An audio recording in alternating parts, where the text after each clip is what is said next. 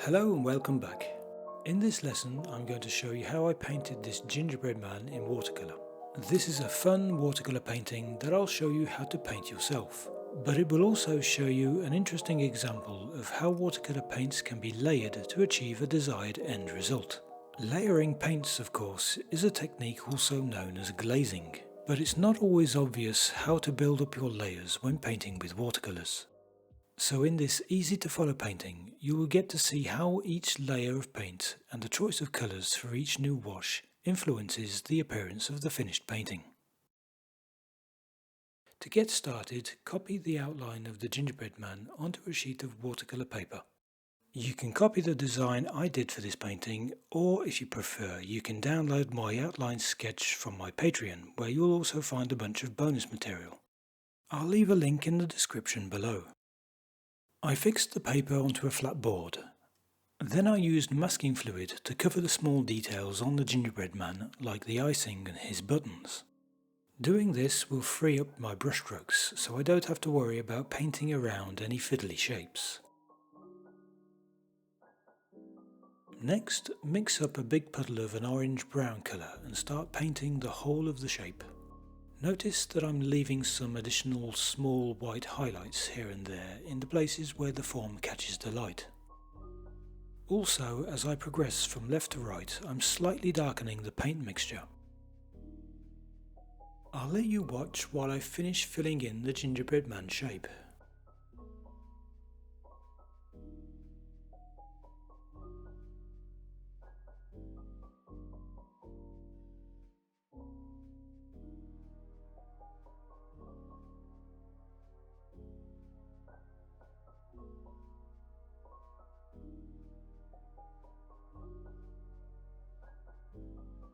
Towards the end, you'll also see me charging in a darker brown colour on the right hand side where the edges are in shade, but also next to the buttons and the icing.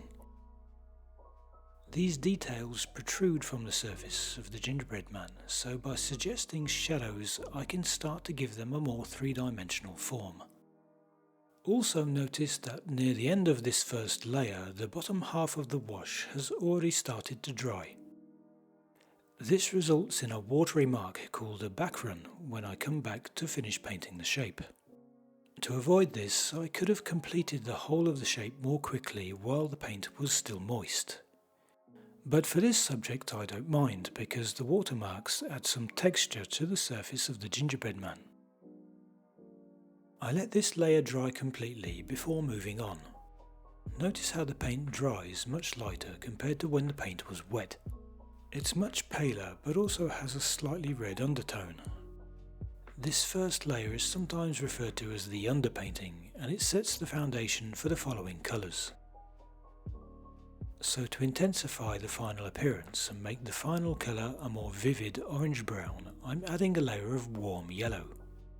This, of course, is a glazing technique. But I think you can also see how the combination of two layers of colour combine to produce a new colour appearance thanks to the transparency of the paint. Notice also that this time I'm painting over the little white highlights that I left previously. This turns them into coloured highlights instead of pure white. I'm also using the same approach as before and charging in some darker brown paint to all the places where there would be shade or shadow. This colour spreads into the underlying wash in a nice diffused effect.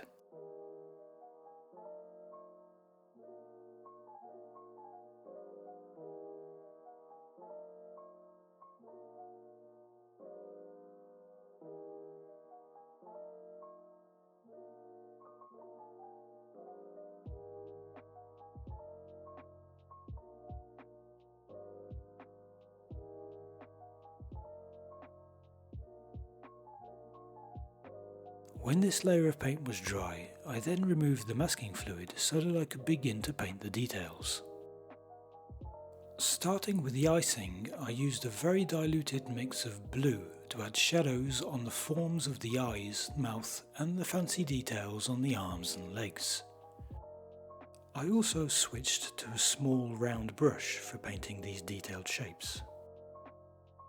To do this, imagine that the light is coming from the top left hand side, and add a few brush strokes to represent the form shadows. This gives them a bit more depth and volume. I treated the coloured buttons in a similar way, leaving a bright white highlight on the upper left and charging in a bit more colour on the shaded side of each button.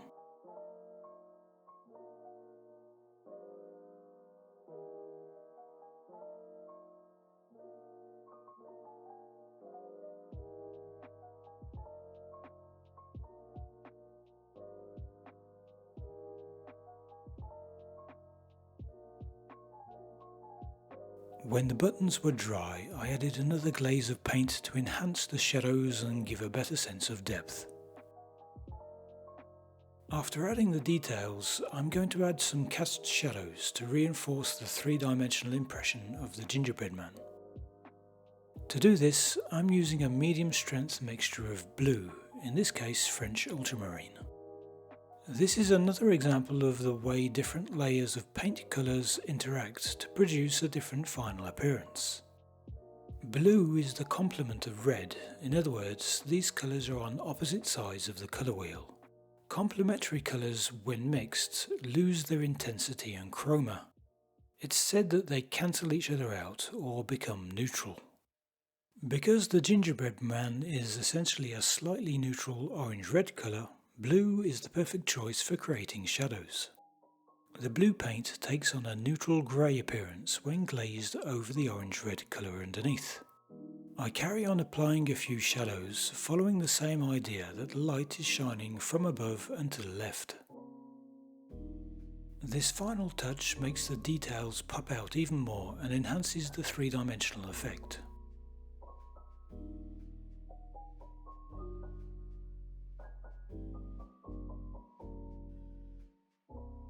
As a final touch, I used a stiff brush to add a few soft highlights.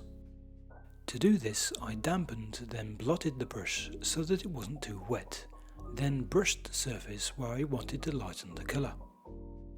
This is known as a lifting technique. It has the effect of reactivating the paint so you can remove some of the pigments from the paper surface.